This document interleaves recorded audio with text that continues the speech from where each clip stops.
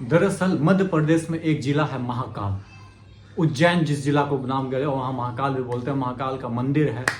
तो दरअसल वहाँ एक ऐसी दरिंदगी भरी भरी दास्तां हुई दोस्तों कि आप और हम सुनेंगे तो आपका हमारा पूरे का दिल दहल जाएगा। लेकिन वहाँ के रहने वाले लोगों का दिल नहीं दहला, आपका हमारा रूह कांप जाएगा दोस्तों बस कहानी सुनने से। पर वहाँ के लोगों को रूह नहीं कांपा, क्योंकि 8 किलोमीटर तक कोई बच्ची मदद मांगते गई, लेकिन किसी की हिम्मत नहीं हुई कि जाके उसको एक चादर दे दे, जाके उसको दवाई अस्पताल में ले जाकर भर्ती करा दे। भैया कोई लड़की बड़ी होती, कोई लड़की मतलब बड़े एज की होती या कुछ होता तो उसको षड्यंत्र कहा जा सकता था, लेकिन एक छोटी सी मासूम बच्ची 12 से 15 साल की उम्र की लड़की को आप मदद नहीं कर पा रहे हो। इंसानियत कहाँ है दोस्त? महाकाल के नगरी में नहीं इंसानियत है तो कहाँ है? महाकाल के नगरी कहा गया है, महाकाल वहां विराजते हैं, बसते हैं, जहां वहां पे आप मदद नहीं कर पा रहे हो। इंसानियत के नाम पे मतलब जितना बुरा बोला जाए उतना कम है दोस्तों। महाकाल के नगरी चलिए छोड़िए, एक इंसानियत होता है, एक ह्यूमैनिटी होती है आदमियों के बीच में, कि ह्यूमन नेचर होता है किसी की हेल्प करने, पर नहीं। आप और हम अपने फायदे के लिए जी रहे हैं, अपने फायदे के लिए मर रहे हैं। किसी को कोई मतलब नहीं किसको हेल्प करना है, किसको नहीं मदद करना है। यही वो है दोस्तों। मैं उज्जैन की पूरी जो लड़की के साथ जो कांड हुआ, पूरा कैसे इसको लेके आया गया, कैसे ये आई उज्जैन में, कैसे आई, सब बताने वाला हूँ इस वीडियो में। तो पूरा शुरू से लेकर लास्ट तक देखिएगा। उज्जैन वालों या कोई भी आदमी प्लीज कोई मदद मांगे तो कोशिश तो कीजिए कि कुछ हेल्प कर दे दोस्त। कोशिश तो कर ही सकते। मदद मांग रही है भाई, 1 2 3 नहीं 8 किलोमीटर तक कोई जा रही है, मदद नहीं कर रहे हो। चलिए वीडियो को शुरू करते हैं दोस्तों। दरअसल सतना डिस्ट्रिक्ट है मध्य प्रदेश का ही, वहाँ की रहने वाली एक बच्ची जो 12 से 15 साल की है, अपने उनकी माँ है नहीं, पिताजी भाई, माँ छोड़ दी, पिताजी भाई दादा दादी के साथ रहती थी सतना के जतवाड़ा डिस्ट्रिक्ट में। जतवाड़ा मतलब कोई गांव है, वहाँ पे रहती थी। इन लोग ओलंपियाड का एग्जाम देने के लिए संडे को निकले दरअसल, और 10 बजे इसका एग्जाम था। ऑटो से निकलती है, 10 बजे इसका पेपर था तो जाती है, लेकिन इसका रोल नंबर और नाम वाम नहीं मिल पाता है दोस्तों, तो इनको एग्जाम नहीं दिया देने जाता है। तो ये बाहर रहती है और किसी तरह सतना के एक छोटा सा रेलवे स्टेशन है, वहाँ पे चली जाती है, कि सतना ही रेलवे स्टेशन चली जाती है। फिर वहां से ये ट्रेन बैठकर आ जाती है उज्जैन, जो कि 750 किलोमीटर दूर है सतना से। जी हाँ, और जिस ट्रेन पे बैठती है दोस्तों उसका नाम होता है शिप्रा एक्सप्रेस, जो कि कोलकाता से चलती है इंदौर के लिए, हावड़ा टू इंदौर एक्सप्रेस। जी, उस पर मैं भी ट्रैवल किया हूँ, क्योंकि हम लोग भोपाल में ही बहुत दिन रहे हैं। तो ये भोपाल होते हुए इंदौर, उज्जैन होते हुए भोपाल, इंदौर होते हुए उज्जैन जाती है, यदि वही शिप्रा एक्सप्रेस है तो वहाँ से बैठ कर ये उज्जैन उतरती है 1 बजे, 12-1 बजे के आसपास उतरती है। तो कुछ समझ में नहीं आ रहा था। देखिए थोड़ा सा सतना साइड का, सतना मैहर उहर का थोड़ा सा लैंग्वेज अलग है, ठीक है ना। रीवा उवा का लैंग्वेज थोड़ा अलग है, उज्जैन इंदौर का लैंग्वेज अलग है। तो आपको हम ये पहले बता देते हैं। जैसे सतना उतना में थोड़ा सा लैंग्वेज ही अलग टाइप में है, कहाँ जात है, खात है, कुछ इस टाइप में है। और उधर इंदौर उधर का लैंग्वेज अलग है, मतलब होता भी है, बहुत जगह भी ऐसा होता है। तो जब ये उज्जैन उतरती है तो बहुत वाले ऑटो लोग से मदद मांगती है, 4-5 ऑटो वाले से, तो किसी ने मदद करने से इनकार कर दी। वहाँ पे एक 38 साल का युवक भरत सोनी उसको मदद के नाम पर अपने ऑटो पे बैठाता है, और वहाँ से वो इधर उधर देश दुनिया का उज्जैन को पूरा भ्रमण कराने लगता है। वहीं पे उसके साथ इंसानियत, उसके आबरू को लूट लिया जाता है, उसके साथ रेप किया जाता है, उसके साथ बलात्कार किया जाता है।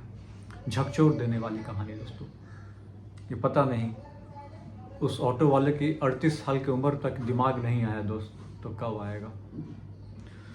और उसके साथ बेरहमी के तरीके से रेप किया जाता है, खून निकल जाता है, दर्द से पीड़ा से चिल्ला रही होती है लड़की बच्ची, लेकिन वो ऑटो वाला बेरहम इंसान, बेहया इंसान को मैं क्या बोलूं, उसको शर्म नहीं आता है और खून ज़्यादा बढ़ने लगता है। तो एक ऑटो वाला और वो बोलता है कि भाई इसको कहीं और ड्रॉप कर दो, वहीं किसी और जगह छोड़ देते हैं। हालांकि उसने कुछ गलत नहीं किया, लेकिन गुनाह करना नहीं, गुनाह छुपाना भी उतना ही बड़ा गुनाह है जितना गुनाह करना। तो वो लेके चला जाता है, कहीं छोड़ के आ जाता है। छोड़ के आता है वहाँ बच्चे को, जहाँ को छोड़ता है वो बच्ची 8 किलोमीटर तक दर बेदर भटकती है दोस्तों, और हर लोगों से इंसाफ मांगती, हर लोगों से मदद मांगती है, हर लोगों से 8 किलोमीटर तक वो हेल्प करते मांगती है। और उसका ड्रेस था, स्कूल यूनिफॉर्म था दोस्त। स्कूल यूनिफॉर्म ड्रेस में भी लोग उसकी मदद नहीं कर पाते हैं, तो स्कूल यूनिफॉर्म रखने की क्या ज़रूरत। स्कूल यूनिफॉर्म आदमी पहनता है कि भाई किसी न किसी को लगेगा कि हाँ बच्ची स्कूल की है, तो मदद करने के लिए आदमी बढ़ता ही है। लेकिन ये उज्जैन नगरी में इन्होंने क्या काम किया यार, किसी ने मदद का हाथ तक नहीं उठाया। तो ये इतनी दर्द पीड़ा से जा रही थी, खुदा न खास्ते खास्ते पहुँच कर डांडी आश्रम एक है उज्जैन में ही, वहाँ पर जाकर पहुँचती है और वहाँ पर जाकर बेहोश होकर गिर जाती है। तो सुबह का समय हो गया था दोस्तों, 4-5 बज गए थे। तो आश्रम के एक पंडित जी बाहर निकलते हैं, वो देखते हैं कि बच्चे गिरी हुई है, उसको बाकायदा पानी वानी छिड़कते हैं, बेहोशी की हालत से उसको होश में लाते हैं और उसके बाद उसको खाना पानी थोड़ा खिलाते हैं। लेकिन उसके बाद पुलिस को इन्फॉर्म करते हैं। इसके पहले हम आवाज आते हैं थोड़ा सा, अब इसके गांव पे क्या हो रहा है इसके बारे में चर्चा करते हैं। दरअसल संडे को ये निकली, एग्जाम दी, तो एग्जाम के बाद सभी लोग तो घर पे आ गए, लेकिन ये घर पे नहीं आ पाई। तो इसके घर वाले चिंता हुए फिर क्या हुआ क्या नहीं। तो ये जाते हैं पुलिस स्टेशन, वहीं के जैतवाड़ा पुलिस स्टेशन में जाते हैं। संडे को रात के 10-11 बजे तक, 10 बजे तक जाते हैं। वहां जाते हैं तो एक महिला पुलिसकर्मी थी, वहां उनको रिपोर्ट लिखाने के लिए बोलते। तो महिला ने क्या बोला, महिला वहां के जो भी पुलिस स्टेशन में, तो वो बोले कि एक दिन आप इंतजार करो, उसके बाद यदि नहीं आती है तो रिपोर्ट लिख ली जाएगी। सिस्टम जो भी है ये हुआ। इसके बाद घर वाले रिटर्न आ जाते हैं, एक दिन तक इंतजार करते हैं, नहीं आती है। फिर दूसरे दिन जाते हैं तो फिर रिपोर्ट लिखाते हैं, तो रिपोर्ट लिख ली जाती है, बस लिख ली जाती है, बस इतने आप समझिए, बस लिख ली जाती है, कोई कार्रवाई नहीं होती। फॉर्मेलिटी समझते हैं ना, फॉर्मेलिटी। चलिए इसके बाद आगे कहानी बढ़ती है। आ जाते हैं यहाँ आश्रम में जब होश आता है तो पुलिस को इन्फॉर्म करते हैं पंडित जी। थोड़ा सा लैंग्वेज बैरियर मैंने आपको पहले ही बताया, तो लैंग्वेज बहुत आदमी को नहीं समझ में आ रहा था। पुलिस को बुलाया गया, तो पुलिस वाले ने आया, पता है क्या बोला उन्होंने, ये यहीं पे महाकाल के नगरी में भीख वीख मांग कर खाती है, अपना वो क्या बोलते हैं, अपने जिंदगी काट रही है। स्कूल ड्रेस में है दोस्त, भीख मांग रही है। वेरी टैलेंटेड गाय, जो भी है। स्कूल ड्रेस में बंदी को देख के इन लोग को नहीं समझ में आया कि भाई कहीं स्कूल की है, भीख कैसे मांग रही है, स्कूल ड्रेस में है, पर बोल रहे हैं भिखारी है। चलिए कोई बात नहीं। इसके बाद आगे कहानी बढ़ती है। तो इसको पहले भोपाल में चेकअप कराया, सॉरी उज्जैन में चेकअप कराया जाता है। तो उज्जैन के बाद इसको रेफर कर दिया जाता है भोपाल। इसी बीच एक नहीं होता है, एक जो समझ सके इसकी बातों को, उसको बुला कर उससे ट्रांसलेशन बोलिए या समझने की कोशिश करती है पुलिस, जांच पड़ताल पूछताछ करती है बच्चे से। तो समझ में आता है कि दोस्तों ये जो थी, दादा और पिता का नाम बताती है। दादा पिता का नाम बताने के बाद पुलिस, सुनिए सैल्यूट, दोनों का नाम एक कर देती है, और आदमी आधा को पता नहीं क्या क्या है।